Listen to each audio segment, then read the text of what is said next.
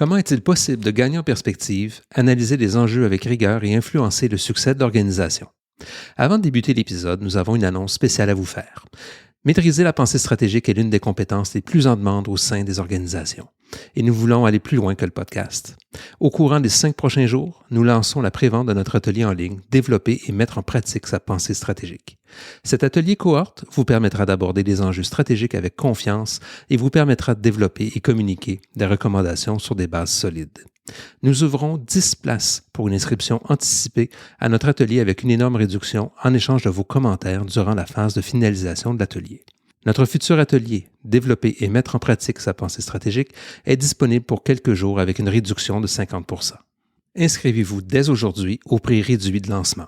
N'attendez pas, ces 10 places sont disponibles jusqu'au vendredi 26 avril 2024 à 18h. Inscrivez-vous en suivant le lien en description ou visitez-nous au www.intelliaconsulting.com/formation. Bonjour et bienvenue à l'épisode 162 du podcast Innovation, Agilité et Excellence. Mon nom est Jean-François Nantel et en compagnie d'Éric Lheureux, nous désirons vous offrir des réflexions, des conseils et des perspectives afin de faire face aux perturbations du marché et pour développer la croissance profitable de vos organisations. Cette semaine, Éric et moi échangeons sur 2 nouvelles qui nous ont particulièrement interpellés. La première, c'est Apple qui a abandonné son projet de voiture autonome. Et la seconde, c'est Xiaomi qui lance sa première voiture électrique. Ces 2 nouvelles nous interpellent tant sur les sujets de l'innovation, de l'agilité et de la stratégie. On ne pouvait pas les passer sous silence et je voulais absolument en discuter avec Éric sur justement ce contraste entre ces 2 nouvelles. Bonne écoute.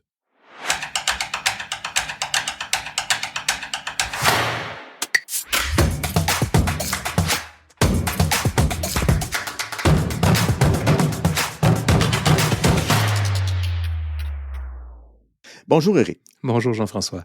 Éric, écoute, je vais essayer pour toi et pour les auditeurs de résumer la nouvelle qui a filtré fin février dernier et qui a été reprise par la plupart des grands médias. Ici, je vais piger un petit peu dans le magazine Wired de mars 2024 et dans certains articles du New York Times. Donc, en bref, Apple abandonne son projet de voiture autonome. Après une décennie de rumeurs, de développement secret, d'entrée et de sortie de cadre, de changements, Apple aurait annoncé hier à ses employés, fin février en réalité, que son projet de voiture appelé en interne Project Titan n'existait plus. À la fin du projet, c'est Bloomberg qui a été les premiers à rapporter la nouvelle. Je vais citer Elon Musk. Il y a quelques années, les prototypes sont faciles, la production en volume est difficile et les flux de trésorerie positifs sont atroces. C'est une citation d'Elon Musk, PDG de Tesla, il y a quelques années. C'est une leçon que les constructeurs automobiles en herbe, ou ceux qui partent de, entre guillemets, rien, semblent apprendre difficilement ou à la dure. Même après une décennie de travail, Apple n'a jamais réussi à franchir la première étape, celle du prototype. Bon, c'est vrai que Apple n'est pas du genre à dévoiler ses prototypes à moitié construits et l'entreprise aurait imposé des accords de confidentialité à toutes les entreprises qui auraient touché de près ou de loin à son projet automobile. Enfin, c'est un peu difficile de savoir qu'est-ce qui s'est passé vraiment. Les rumeurs de partenariats industriels concernant la construction de la voiture d'Apple ont été très nombreux. On parle du fabricant canadien Magna International, le constructeur coréen de batteries LG, le développeur chinois de logiciels de covoiturage et de voitures autonomes Didi Chuxing, le constructeur américain de voitures électriques Canoo et même Porsche ont tous été cités comme des partenaires potentiels. Bon, toutes ces entreprises peuvent peut-être chercher à tirer parti de ce qu'Apple a reconnu il y a 10 ans. Les logiciels et la connectivité sont désormais intégrés aux nouvelles voitures, ont donné aux entreprises technologiques un avantage important par rapport aux constructeurs automobiles traditionnels.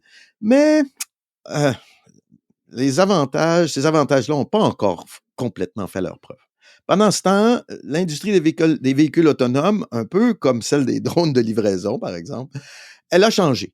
Elle est passée du statut de coqueluche de l'espace technologique à celui d'un problème d'ingénierie et un problème réglementaire toujours très difficile à résoudre. On peut noter aussi qu'Apple a parcouru en 2023 davantage de kilomètres de tests de véhicules autonomes que jamais auparavant, selon les rapports de l'entreprise, que l'entreprise a soumis à l'Agence de l'État de Californie. On sait que la plupart de ces tests-là sont faits en Arizona et en Californie pour des raisons de climat évidentes et peut-être aussi pour des raisons de réglementation, de facilité réglementaire. Les mauvaises langues diront que les routes sont toutes carrées dans ces États-là, de toute façon, enfin, peu importe. Toutefois, Apple conserve une place très importante dans l'industrie automobile, en particulier grâce à son système d'infodivertissement CarPlay, Apple CarPlay. De nombreux conducteurs préfèrent l'intégration de leur iPhone dans la voiture à la technologie que les constructeurs automobiles ont créée de toutes pièces. En effet, on attend avec impatience la sortie cette année aux États-Unis de la prochaine génération de Apple CarPlay qui devrait augmenter considérablement les fonctions de l'interface utilisateur. J'ai même entendu des rumeurs d'intégration directe avec le casque, les lunettes d'Apple. Pas dans l'auto, j'espère. Si. Oui. Avec le contrôle de plusieurs écrans, l'intégration de caméras, la surveillance du véhicule, le contrôle de la climatisation et une multitude de données liées à la conduite, y compris la vitesse moyenne du véhicule, le rendement du carburant et l'efficacité énergétique. Donc, ça, c'est en gros la grosse nouvelle, la bombe qui est tombée fin février. Je veux aussi rapidement vous dire que cette question-là de voiture autonome, c'est pas aussi simple qu'on pense. Pour référence, une petite définition de ce qu'on peut entendre par voiture autonome. On parle donc de niveau de conduite autonome. Je vais vous présenter un peu comment BMW et Wikipédia les définissent. Le niveau 0, par exemple, c'est moi dans ma vieille voiture de 2007. D'accord? Ça, c'est, entre guillemets, le commun des mortels aujourd'hui qui a une vieille voiture, une voiture qui a un peu plus d'une dizaine d'années. Le niveau 1, la conduite assistée. Donc, on parle de système d'aide à la conduite qui assiste le conducteur dans sa conduite en lui apportant plus de sécurité et de confort. Il peut s'agir de la fonction de régulation active de la vitesse. C'est pas juste le bon vieux cruise control idiot qui s'adapte automatiquement en fonction de la distance du véhicule qui le précède, de l'avertisseur de dépassement de voie ou de l'avertisseur de risque de collision et de personnes avec fonction de freinage en ville, par exemple, ce qu'on a retrouvé depuis au moins une dizaine d'années chez Volvo. Le niveau 2, la conduite semi-automatique, les systèmes d'aide à la conduite semi-automatique comme la direction et le guidage assisté avec assistant d'embouteillage pour faciliter la conduite au quotidien. Ces systèmes permettent un freinage et une accélération automatique et, contrairement au niveau 1, ils peuvent prendre le contrôle du volant et de garer la voiture dans des espaces confinés, par exemple. Toutefois, comme pour le niveau 1, le conducteur reste responsable de la conduite du véhicule à chaque instant et ne peut pas ignorer la circulation. Autrement dit, il ne va pas commencer à lire un livre. Le niveau 3, conduite hautement automatisée, le véhicule est capable de rouler en toute autonomie sur de longues distances et dans certaines situations de circulation, par exemple sur autoroute. Le conducteur doit être capable de pouvoir reprendre la conduite en l'espace de quelques secondes. Le niveau 4, conduite entièrement automatisée. La technologie de conduite de niveau 4 est si avancée que le véhicule peut maîtriser des situations de circulation urbaine très complexes, telles que des chantiers de construction qui apparaissent sans l'intervention du conducteur. Le conducteur doit néanmoins être en état de conduire, donc pas de cannabis légal, pas d'alcool avant, parce qu'on doit pouvoir reprendre le volant à tout moment si c'est nécessaire. Et finalement, la conduite de niveau 5, la conduite autonome niveau 5, un véhicule prend en charge toutes les fonctions de la conduite. Les personnes dans la voiture deviennent ainsi des passagers, plus besoin de permis de conduire. Et les passagers peuvent, par contre, communiquer avec le véhicule. C'est sans doute ça qui devait intéresser Apple. Mais on voit que c'est quelque chose qui est graduel et gradué. Donc, ma première question ou ma première sujet de discussion avec toi, c'est, regardons-le du point de vue de la stratégie. Qu'est-ce que tu en dirais sous l'angle where to play, par exemple? Est-ce que c'est une erreur d'Apple de mal comprendre le where to play? Je pense pas que c'est une question de mal comprendre le where to play. Je pense que d'abord, je cadrerais peut-être ta question d'une autre façon, c'est-à-dire d'où est-ce qu'on part. Puis j'aurais tendance à vouloir prendre différentes lunettes pour regarder cette histoire-là de voiture autonome de Apple et de peut-être revoir selon ces perspectives-là où est-ce que ça fait du sens, où est-ce que ça nous donne des occasions d'apprentissage et où est-ce que en tout et partout, peut-être qu'on s'est gouré en termes de notre interprétation de ce que Apple cherche à faire. Je m'explique. Si on prend ces différentes lunettes-là, une première question que je me posais quand je pense à Apple, bien évidemment, j'essaie de toujours regarder quelle est la compétence de base de l'organisation. Apple, on le sait, c'est une entreprise qui met en marché, qui développe des produits grand public, qui visent à simplifier l'utilisation de la technologie pour l'usager lambda dans l'utilisation de tous les jours. Mhm. Dans ce sens-là, regardons la question du véhicule autonome. Est-ce que ça vient simplifier la vie de tous les jours dans des usages, dans le Mhm. where to play qu'on parle? Je pense pas qu'on Mhm. est tout à fait là dans la question de l'automobile, qui est très Ouais. différente de la question d'interface. Donc là, je m'explique. Euh, Comment est-ce que Apple peut venir changer le rapport à l'automobile? Ça, c'est la première question. Et je pense que c'est peut-être de cette façon-là qu'il faut voir Mhm. Apple Mhm. et le secteur automobile ensemble. On sait, tu l'as bien dit, Apple ne fabrique pas ses produits. On le sait, Non. il Ouais. outsource, il sous-traite la fabrication. Ouais. Donc, évidemment, dans le cas de l'automobile, on n'est pas dans un cas à la Tesla, à titre d'exemple. Apple n'aurait pas fabriqué ses automobiles. Donc, la question est de savoir où est la valeur, surtout par rapport aux 5 niveaux que tu as parlé tantôt. Je trouvais ça très intéressant parce que ça permet de voir où est-ce que Apple peut gérer ou Mhm. produire une différenciation dans Ouais. Ouais. l'usage que son consommateur type peut avoir. Ouais. Ouais. Moi, écoute, la façon dont je le vois, c'est on parle beaucoup, ça serait beaucoup l'interface. Donc, le CarPlay vient jouer un peu dans ce terrain de jeu-là. Maintenant, est-ce qu'on a besoin de Mhm. fabriquer une auto pour améliorer CarPlay? J'en doute. Euh, mais si on pousse un petit peu plus, comment les habitudes d'utilisation de l'automobile peuvent évoluer et selon cette évolution-là, est-ce que Apple peut jouer un rôle différent dans l'usage de l'automobile? Et on va en parler tantôt. Si on parle du côté innovation ou d'exploration, ben, le where to play est quand même assez large. Donc, on est dans un terrain de jeu présentement on est beaucoup plus dans l'exploration. Le where to play n'est pas clair, mais ça vaut le coup peut-être d'explorer Mhm. quelles seraient les alternatives ou quels seraient les moyens de tirer avantage d'une évolution de ces niveaux d'autonomie. Donc, moi, une première chose à quoi je pensais, c'était, je me disais, bon, oui, les habitudes d'utilisation peuvent changer, mais en même temps, est-ce que l'auto peut être autre chose? Ce que je veux dire Mhm. par là, est-ce que l'auto peut devenir un centre média, un hub? Je pense à tous ceux qui ont des Tesla qui doivent, je prends l'exemple de Tesla, mais ceux qui ont des voitures électriques qui doivent attendre 30 minutes, une heure, même parfois une heure et demie pour faire charger leur auto quand ils sont en transit. Mais dans ce cas-là, l'auto devient un hub média. Beaucoup vont accéder à Netflix. Il y a plein, ça devient à ce moment-là un Ouais. potentiel commercial, si je peux dire. Ouais. Je dis pas Ouais. que c'est l'idéal, je dis juste que c'est un état de fait. Euh, dans ce sens-là, ben, la notion d'interface devient intéressante. Est-ce qu'on vise à faire en sorte que tout le monde attende une heure et demie à chaque fois pour recharger à tous les 400 kilomètres? Je pense que c'est un problème d'usage qu'on a présentement, que les manufacturiers dans le domaine électrique font face et qui vont rapidement, j'espère bien et je le souhaite, vont pouvoir Mhm. passer à autre chose en termes de limite de capacité ou du moins de kilométrage. Donc, on Ouais. voit qu'il y a beaucoup de questions qui touchent la question d'usage, beaucoup de questions qui disent, mais c'est quoi le where to play? On joue dans quel carré de sable? Quel type Mhm. d'utilisateur on vise? Quel type d'usage qu'on vise? Euh, Fait que j'en reviens on est beaucoup dans l'exploration. Je pense que dire l'auto autonome de Apple est une fausse nomenclature. On parlait d'abord et avant tout de Apple CarPlay, pas CarPlay, mais l'auto d'Apple. Est-ce qu'elle était Mhm. autonome? On ne le sait pas. Euh, la question qui est intéressante et qu'on, toi et moi, malheureusement, on n'a pas accès, c'est quels étaient les objectifs d'apprentissage et qu'est-ce qu'ils ont appris et comment ils vont pouvoir réutiliser ces apprentissages-là à travers les Ouais. différents produits et services éventuels qu'Apple nous réserve. Ouais, c'est ce qui m'avait intrigué parce que il y a pas eu de spin-off. Apple Mhm. n'a pas décidé de vendre sa division Project Titan à qui que ce soit. Tout est resté à l'intérieur. Bon, ils ont parlé de quelques de possibilités de mise à pied, 1000 ou 2000 personnes. Je veux pas faire de polémique là-dessus. Pourquoi? Parce que il y a eu déjà pas mal de rotation de cadres importants dans ce projet-là. Donc, je suis pas sûr que ce soit le lieu ou le centre de la problématique. Maintenant, du côté du how to win, je voulais parler aussi peut-être de la sous-estimation par Apple de la complexité de ce type de produit-là.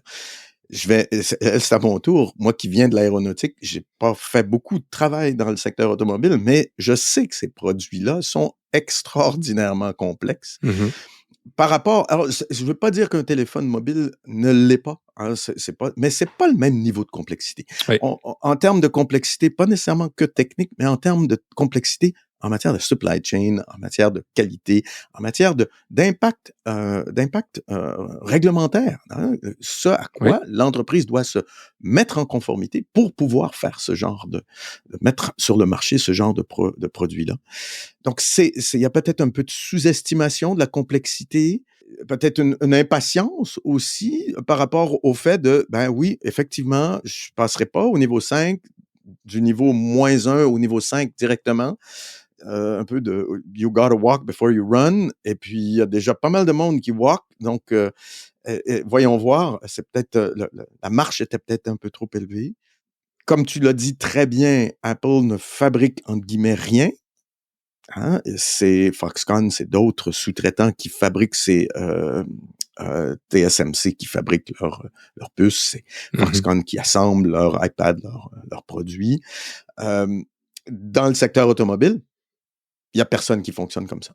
Hein? Sauf peut-être justement, on va parler de Xiaomi tout à l'heure, qui, eux, ont choisi tout à fait ce modèle-là, un partenariat stratégique profond avec un fabricant. Donc, un MVP qui devient de plus en plus évanescent, et même moi, je commence à penser, tu te souviens du podcast qu'on avait fait avec Véronica sur la voiture Dyson? Mhm. Je pense qu'aussi le price point pour ce genre de produit-là était peut-être un peu difficile à atteindre ou complexe. Je ne sais pas. Je ne sais pas si tu vois ce que je vois dans le How to Win, mais c'était un peu éloigné des compétences clés et de l'expérience d'Apple, même s'ils ont une tradition d'être capables d'attirer du talent de l'extérieur pour, par exemple, ils l'ont prouvé quand ils ont fait le premier iPhone. Ben, j'ai un point, un commentaire, Jean-François, parce que je pense pas que le point est essentiellement sur le how to win, dans la mesure que Apple a l'habitude de présenter des produits qui fait significativement une différence dans l'usage de l'utilisateur. Oui, Quand on pense au iPod, quand on pense au iPhone, iPad, tout le monde riait du iPad quand c'est sorti.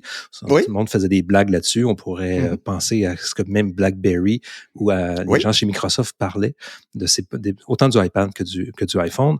Apple a comme positionnement de vraiment faire une différence dans le produit ou les services qu'ils amènent au marché. En quoi un automobile de niveau 1 à la Apple fait une différence? On n'était pas dans ce terrain de jeu-là. Donc, le marché n'est pas encore rendu au niveau 3, 4, 5 que tu as mentionné tantôt, quand on parle de la gradation du point de vue des véhicules autonomes, semi-autonomes à mhm, autonomes, pleinement autonomes. Euh, mhm, donc, de parler de How to Win dans un contexte d'exploration au stade actuel, je pense que c'est pas là que l'enjeu s'est joué oui, du point de vue d'Apple de mettre fin au projet parce que tout simplement les usages, comme je le disais tantôt, ne sont pas rendus là. mhm. Ceci dit, il faut le mettre un peu en contexte. Et quand je regardais les notes en préparation de notre épisode, ça me faisait penser à ce que notre ancien collègue, qui est encore évidemment chez Deloitte, Sébastien Blais, Oui. avait fait comme recommandation de livre il y a quelques années. Il disait, chaque année, il fait certaines recommandations, puis il disait, The future is faster than you think, de Peter Diamandis. Il dit, ce livre-là, il faut le lire. On parle des années 99 ou 2000 de mémoire. Là, ça fait un petit bout. Mhm, Et puis, je me suis empressé de prendre le bouquin. Je l'ai écouté dans mon jogging habituel. Et puis, un élément du livre que je trouvais fascinant, c'était comment Uber, Tesla et d'autres compagnies travaillaient justement sur les voitures autonomes, donc les niveaux 5 que tu parlais tantôt, et mhm. quelles étaient les différentes avenues commerciales potentielles qui existaient par rapport à ça. Je trouvais ça fascinant. D'ailleurs, je recommande fortement ce livre-là. C'est juste pour ouvrir une porte sur qu'est-ce qui pourrait être possible. Je ne dis pas qu'est-ce qui va Mhm. arriver, Ouais, qu'est-ce qui pourrait ouais, être possible. Donc, ouais. faut remettre aussi de la réflexion de l'auto Apple dans ce contexte-là, en termes d'exploration de s'il n'y avait pas de limite, ça pourrait ressembler à quoi? Malheureusement, comme tu l'as dit tantôt, il y a des contraintes de supply chain, il y a des contraintes réglementaires, il y a des contraintes d'usage, il y a eu des contraintes en termes d'énergie, il y a plein de contraintes qui existent, donc c'est pas demain que ça va arriver. Mais Mhm. si on pouvait, le si on pouvait ouvre la porte vraiment à des apprentissages en termes de comprendre les technologies, de comprendre comment on peut réutiliser ça dans d'autres avenues. Et je pense que c'était vraiment là la valeur de ce projet-là, beaucoup plus qu'un how to win en termes de commercialisation, parce que je pense pas que c'était nécessairement une solution qui était viable. Apple, dans un niveau 1 ou niveau 2, pouvait pas nécessairement faire une différence marquée pour toute la douleur, le pain qui allait être Mhm. envisagé pour Ouais, pouvoir y ouais, arriver. ouais. Donc, je mettrais cette nuance-là en perspective. Et je pense qu'elle est importante.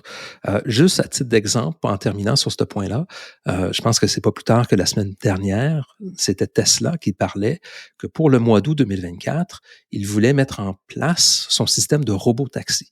J'ai Ouais. pas lu toute la nouvelle, ça veut pas dire que ça va être fait, mais la vision, je sais que la vision documentée d'Elon Musk est que, bien évidemment, si je prends mon automobile, je l'amène, moi je suis à Montréal, je pars du nord de la ville, je m'en vais au centre-ville, mais pendant qu'elle est au centre-ville, l'auto, elle sert à rien. Mais pourquoi l'auto pourrait pas revenir à la maison ou, pendant qu'elle revient à la maison, prendre quelqu'un en chemin et l'amener Ouais. à sa destination et Mhm. après ça, l'auto revient chez moi. Donc, Mhm. on est dans un niveau 5 à quelque part. Donc, Ouais. l'auto, c'est un robot-taxi. L'auto, Mhm. c'est une conduite pleinement autonome et même une source de revenus. Ah, Mhm. c'est complètement différent. Est-ce que c'est réalisable au mois d'août cette année? C'est ça la question. Compte Ouais. tenu, on n'a pas de problème supply chain du côté Tesla, mais du côté réglementation, du C'est côté, complexe. il y a beaucoup d'autres complexités qui rentrent en ligne de Oui. compte. Donc, c'est ça qu'il faut penser quand on pense aux véhicules d'Apple, c'est ces possibilités-là. Où est-ce qu'on peut pousser le bouchon pour essayer de tester des idées? Mhm. Où est-ce Mhm. que le cadre ne nous le permet pas? Euh, c'est un, c'est un peu, c'est génial de voir comment ça évolue et comment ça va continuer d'évoluer. Parce que Apple, c'est un joueur. Tu as parlé de Xiaomi tantôt, on va en Oui. parler, mais Tesla est un joueur qui est très présent. Uber fait des investissements là-dedans aussi. Donc, Oui. il y a quelque chose qui mijote Oui, oui, il sur y le a tapis, Stellant, là. il y a Waymo aussi, donc à travers Google, à travers Waymo. On y viendra tout à l'heure. Là. Ben, ça m'amène à mon troisième point que je voulais parler avec toi parce que How to play, where to win. Euh, how to play, euh, where to play, Where to how to play, win, how to pardon, win. excuse-moi. Océan bleu et océan rouge. Donc, est-ce que c'est le bon modèle pour analyser cette décision-là ou ce cas-là ou cette saga-là? L'océan de la voiture autonome serait devenu trop vite rouge ou au contraire, est-ce que cet océan-là, ben, en réalité, est une petite marbre au canard pour l'instant ou pour l'avenir, entre guillemets, prévisible à court, moyen terme? Ça ne va pas la peine de continuer à faire des investissements majeurs et de prendre des ressources précieuses. Encore une fois, un des éléments très importants, c'est pas parce que ces boîtes-là, ces entreprises-là ont énormément de ressources monétaires Mhm. qu'elles ont une ressource humaine infinie. Oui, ils peuvent embaucher. C'est facile, ça, embaucher. Payer, c'est facile, mais faire travailler tout le monde ensemble, ça, c'est plus compliqué. Les amener à adhérer à une vision, à une mission, on le sait, c'est un peu plus complexe. Donc, peut-être que, comme tu dis, la difficulté pour aller patauger dans un océan dont la couleur était rapidement en train de changer était peut-être pas intéressante. L'autre point, peut-être aussi, que je te soumets, c'est peut-être que l'océan bleu se situerait ailleurs. Où est-ce qu'il serait? Hein? Au niveau de l'automobile, dans les transports autonomes en général, train, métro, tramway, hélicoptère, avion. Pas juste dans l'automobile. Pourquoi? Parce qu'il y a trop de variabilité dans l'environnement d'un véhicule, par exemple, d'un véhicule automobile dans un environnement urbain. Les autoroutes, ça reste des voies rapides à accès contrôlé. Moi, je vis à Paris où il y a 3 lignes maintenant qui sont complètement automatisées. Je vois la complexité du changement pour y arriver. Je vois aussi les bénéfices en termes de régularité et de qualité de service Mhm. de ces lignes qui sont complètement automatisées maintenant. Mais c'est peut-être que en réalité, est-ce que la vraie valeur du développement de ces systèmes-là se fait ailleurs que dans l'automobile à court, moyen terme? Je ne sais pas. Est-ce que océan bleu, océan rouge, c'est une bonne façon d'éviter de faire ce genre d'erreur-là? Ben, je pense que déjà, quand on parle d'océan bleu, on va parler de développer une solution pour un marché qui était non existant. On est dans un code de marché non existant, mais on ne sait pas le Mhm. marché il ressemble à quoi encore. On Mhm. est peut-être encore un peu trop précurseur. Euh, bon, ma vision, évidemment, les auditeurs n'hésitaient pas à réagir. Peut-être que ma vision n'est pas bonne. Mais cependant, je reviens à ce que je disais tantôt, c'est qu'il y a tellement de variables qui ne sont pas encore atterries ou bien cristallisées. À un moment Mhm. donné, on ne peut pas jouer sur 46 variables qui bougent en même temps. C'est comme tu l'as Ouais, déjà dit dans un épisode précédent. ouais, À un ouais. moment donné, il faut quand même se contraindre dans une certaine stabilité au niveau de notre modèle. Rouge, clairement pas, dans le sens que on n'est pas encore en train de parler de véhicules autonomes avec une offre de service qui est rentable dans le marché ou qui pourrait être potentiellement rentable dans un horizon de Mhm, 24 mois. mhm. Encore une fois, je peux me tromper, mais en date d'aujourd'hui, au mois d'avril 2024, ce n'est pas le cas. Euh, Ça, c'est un premier point. Le deuxième, donc, Océan Bleu, oui, parce qu'on veut travailler sur des besoins non satisfaits, mais quels sont les besoins non satisfaits? On en revient à cette question-là. Ouais, ouais, ouais. Et présentement, je pense que ton, ton, ton, ton idée, autant que la mienne, serait aussi bonne et on n'a pas nécessairement ce qu'il faut pour être capable de débattre de la Ouais. validité de Et, un ou et- de l'autre. et Euh, quand tu me dis ça, quel est le besoin non satisfait, ça m'amène tout de suite jobs to be done. Ça me ramène à une question de proposition de valeur. On a parlé de différents éléments là, précédemment autour du modèle d'affaires, mais ça mhm. reste une question de proposition de valeur fondamentale. Tout à fait, tout à fait. Deuxième aspect, est-ce que on peut le regarder, j'aimerais juste prendre un peu de temps pour le regarder à travers les modèles, les grands modèles d'innovation. J'aime bien Is it real? Can we win? Is it worth it? Ou l'innovation en 4 temps, découvrir des opportunités, concevoir des idées, tester les idées et avancer. Ou 10 types of innovation. Je regarde ces 4 modèles-là, puis dans chaque cas, je vois pas un peu comment, hein, l'innovation en 4 temps, on a l'impression qu'Apple a pris 2 ans pour chaque étape, si ça fait 10 ans qu'il travaille là-dessus. Je le sais pas, mais je voulais te le soumettre, toi qui est très expert en approche d'innovation. Est-ce que c'est un défaut d'approche d'innovation, là, ou moi, je pense que c'est plutôt un problème d'approche stratégique. Mais comment tu le vois, ça, sous la perspective des façons d'innover? Ben, première des choses, je réagis à ton premier commentaire dans le sens que je vois pas nécessairement un problème avec ce qui est arrivé chez Apple. Je vois plutôt une sage décision en termes de gestion des certitudes. Euh, Ceci dit, si je peux qualifier en termes d'approche d'innovation, on a parlé souvent sur le podcast de la matrice d'Ansoff qui nous permet de, si on prend en abscisse, on a nos marchés actuels et Oui. les marchés futurs. Mhm. En ordonnée, ici, je la modifie un petit peu, je parle de compétences, les compétences que Mhm. l'on possède et Compétences clés, oui. les Mhm. compétences qu'on devrait développer pour accéder à une nouvelle offre, à titre Mhm. d'exemple. Donc, ça nous Oui. donne une matrice 2 par 2. Pour ceux qui aiment les matrices, 2 par 2, c'est typique langage consultant. On s'en Oui. excuse. Cependant, on retrouve en bas à gauche, donc marché connu, compétences connues, maîtrisées, notre core business. Logiquement, on va travailler beaucoup de l'amélioration continue. On va mettre, bon, les chiffres sont peut-être pas pile poil sur les pourcentages que je vais donner, mais règle du pouce pour aller jusqu'à 70% de nos investissements en recherche et développement dans l'amélioration de nos activités courantes. On vise à consolider nos moteurs de croissance actuels. Ça nous laisse 3 cases, donc celle du en bas à droite et celle d'en haut à gauche. On parle d'adjacence. Donc, Oui. dans un marché connu, je développe de nouvelles offres de services avec des nouvelles compétences Oui. ou dans des offres de services actuelles, dans des nouveaux marchés où est-ce que je devrais Mhm. adapter à la marge certaines offres. Oui. Encore une fois, on pourrait, du pouce, on pourrait aller jusqu'à 25% de nos investissements dans l'exploration de ces avenues de croissance-là. D'ailleurs, on a fait un épisode avec Tiffany Bova, mais aussi tout le langage ou la pensée de Rita McGrath, qu'on a longuement parlé sur le podcast. On parle justement de ces éléments-là. C'est d'autres secteurs dans lesquels on peut investir. Il reste notre case d'en haut à droite. C'est quoi ce qu'on pourrait parler d'innovation radicale ou Oui. d'exploration qui Mhm. pourrait nous mener Oui. à rien. Mais ce qui est important, c'est surtout les apprentissages qu'on peut en faire.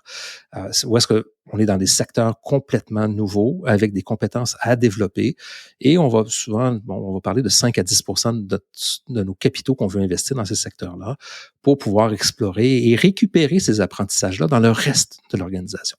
Je pense que le cas de l'auto d'Apple était dans ce cadre-là. Mhm. Et si je le positionne dans cette logique-là, ben c'est sûr que des modèles que tu me parles, quand on parle de 10 types of innovation, quand on parle, bon, tu m'as parlé d'innovation en 4 temps, on pourrait parler de design thinking aussi en termes Oui. de faisabilité, désirabilité et de Oui. rentabilité. Euh, je pense qu'on est encore un peu trop loin de ces modèles-là ou de l'application concrète et rationnelle de chemin qui nous amène à une innovation commerciale qui soit rentable et qui soit exploitable. On était un peu trop loin encore. Donc, c'est pour ça que j'hésiterais à dire que les modèles d'innovation ou que Apple s'est gouré. Je pense qu'on est un peu trop loin dans le futur, dans qu'est-ce qu'on cherchait à faire. Encore une fois, Tim Cook ne nous appelle pas toutes les semaines pour nous demander conseil. Non. Ceci dit, s'il écoute le podcast, ça nous ferait vraiment plaisir de pouvoir lui parler. Oui. Mais pour moi, c'est vraiment plus une question de gestion d'incertitude. Et comme je le disais tantôt, est-ce que le marché, comment évolue ou comment va évoluer le marché de l'auto autonome? Toi et moi, ou tout le monde qui nous écoute, on pourrait avoir 46 opinions différentes, tant qu'il y a personne qui pourrait nous écouter de même. Ah oui, tout à fait. Quels sont les usages, comment les usages de l'automobile vont évoluer? Je me rappelle, tu avais une discussion avec Stephen Blank qui disait, mais on parle beaucoup d'auto autonome, mais pourquoi qu'on ne rend pas les autoroutes intelligentes à place? Oui, c'est ça. Smart infrastructure. Exactement. Oui, tout à fait. Oui. Donc, il y a encore beaucoup de questions du point de vue usage. Ouais. Je pense à la capacité énergétique des automobiles. Le jury n'a pas encore décidé là-dessus. On sait que les autos électriques ont beaucoup d'avantages, mais ont beaucoup de limitations. Les autos, clairement, à moteur à combustion ont une fin annoncée, mais les autos hybrides, présentement, il y a un ensemble de discussions qui met de la valeur sur justement l'auto hybride comme transitoire vers une capacité accrue des autos électriques, mais on n'est pas encore dans un plein potentiel des autos électriques. Et je finirais toute la question des interfaces. Les interfaces, moi, mon véhicule, c'est un 2017.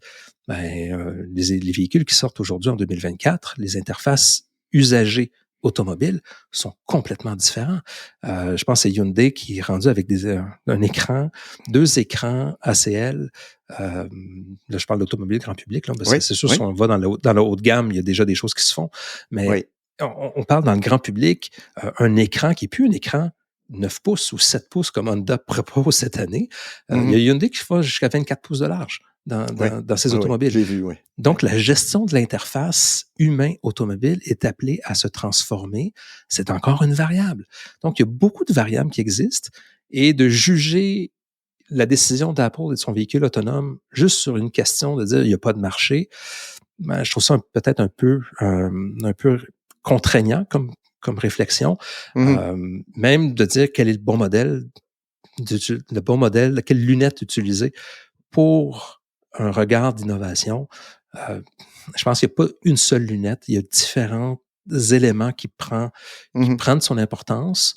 Et moi, ce que je retiens de ta question et de ce que je viens de mentionner, c'est 2 choses. C'est d'abord, on n'est pas dans une innovation d'adjacence, on est vraiment dans une innovation plus radicale.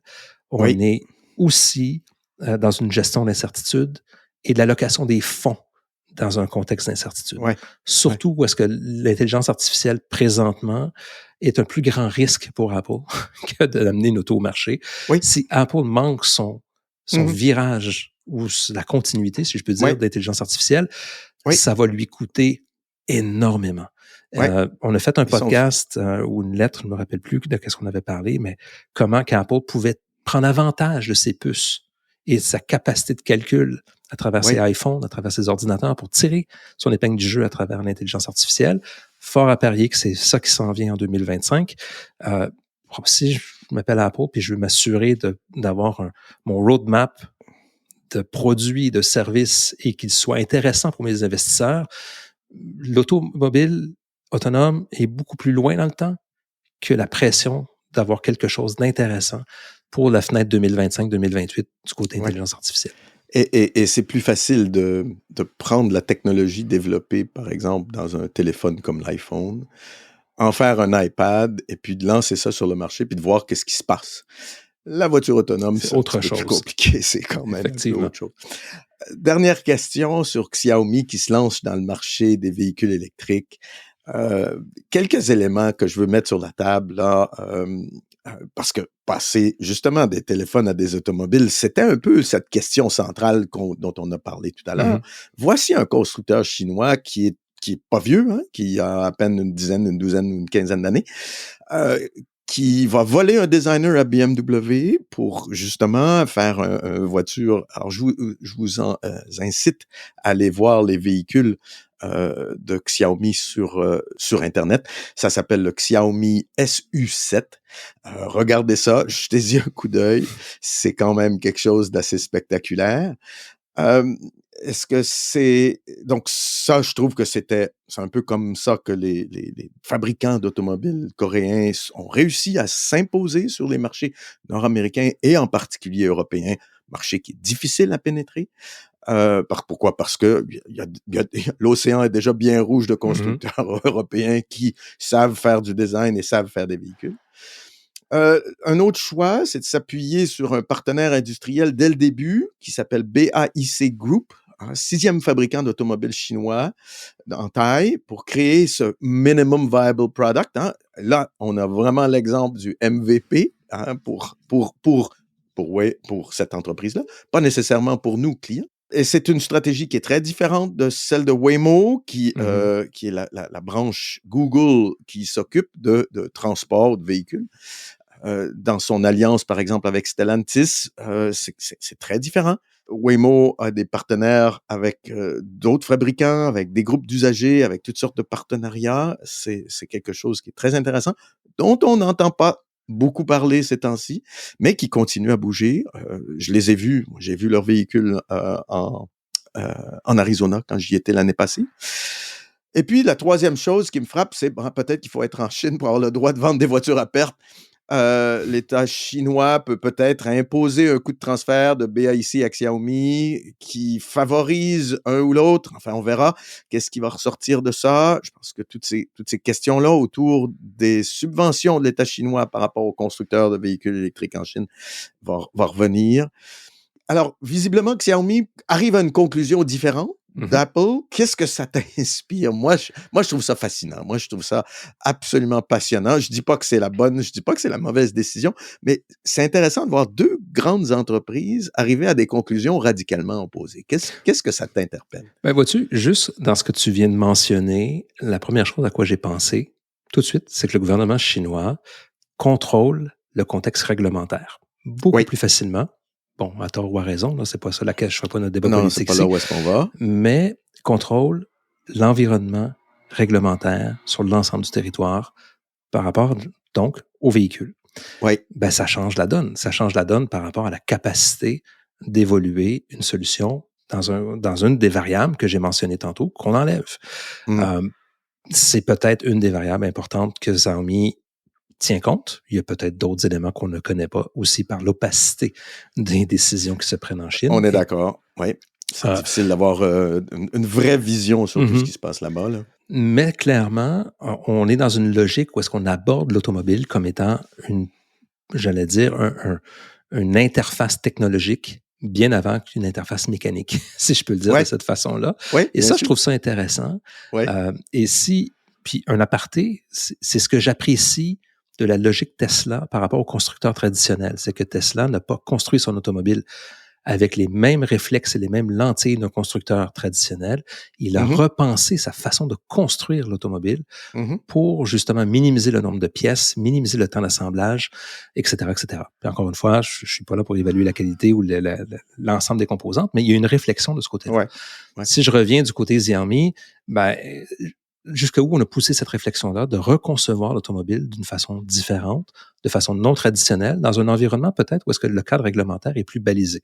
Ouais. On ne le sait pas, le futur va nous le dire, mais clairement, il y a quelque chose qui se passe là-bas qui n'est pas présent ici. Ceci dit, ça ne veut pas dire que l'auto est top performante et top qualité. Là, je ne peux pas juger de ça. Non, allons pas là pour l'instant. C'est des nouvelles, c'est des choses... On verra un peu qu'est-ce qui se passe. Les stratégies de pénétration des constructeurs chinois sont particulièrement variées, soit par rachat de marques européennes, je pense en particulier à Volvo, soit par introduction ou ressuscitation de marques anciennes qui s'appellent MG. Que ce soit en leur nom propre pour Build Your Dreams, BYD, ou pour les autres. Donc, il y a différentes façons. Ça, en soi, on pourrait en faire un podcast. Ça peut être intéressant. Mais quand je t'écoute, ce qui m'interpelle, c'est que effectivement, peut-être qu'Apple avait vu quelque chose comme une innovation de rupture, eux qui nous ont habitués à l'innovation de rupture, avec l'iPhone en particulier, l'iPad aussi, à des degrés différents. Peut-être que Xiaomi voit quelque chose qu'Apple ne voit pas ou ne voit plus. Peut-être que l'avenir de l'informatique individuel passe du PC au téléphone et du téléphone à l'auto? Ou au contraire, est-ce que c'est peut-être nous, comme individus, qu'on veut pouvoir rester connectés à travers nos téléphones ou à travers nos voitures ou hein, on sort du monde tout. Je suis assis derrière mon PC pour rentrer dans un monde où je passe du PC au PC au téléphone. Mhm. Je parle ordinateur personnel et non pas un système d'opération ou un autre. Et pour arriver dans cette question-là de l'automobile et justement dans cette transition-là, moi je les vois dans les transports en commun ici à Paris. Tout le monde est dans son téléphone, tout le monde est en conversation, tout le monde, que ce soit professionnel ou personnel, on reste très, très, très, très connecté dans les transports Mhm. ici à Paris. Donc, l'automobile ne doit pas rester en reste. Et puis ma dernière remarque, ma dernière question, est-ce que l'automobile ou l'automobile autonome serait le killer app de l'intelligence artificielle? Écoute, ça reste à voir. Moi, je pense que la question qu'il faut se poser, c'est de quelle façon on va se déplacer du point A au point B dans 10 à 15 ans. Quels seront les moyens qui vont être offerts pour pouvoir le faire de façon Mhm. plus simple, plus facile, moins coûteuse? On ne se le cachera pas, là, je regarde les automobiles, je vais parler du langage, du moins au Canada. Moi, j'ai une famille avec plusieurs enfants. J'ai pas le choix d'avoir quelque chose de quand même d'une bonne taille. Ben, c'est des véhicules de 60 à 100 000 là. Maintenant, oui. C'est fou. Ouais. Mais je m'excuse, mais moi, j'ai un regard sur les automobiles qui essentiellement, c'est de la tôle, c'est du métal. Et j'ai de la difficulté à concevoir de mettre ces sous-là dans un véhicule Mhm. pour tout simplement me déplacer. J'aimerais bien plus, dans le fond, avoir quelque chose, une offre qui me simplifie la vie, de dire, ben, j'ai pas cet argent-là à mettre là-dessus. Je préfère faire des voyages, je préfère vivre des expériences que de mettre ça dans de la tôle. Ceci dit, ben, moi, je pense comme ça. Il y en a peut-être d'autres qui pensent différemment. C'est tout à fait correct.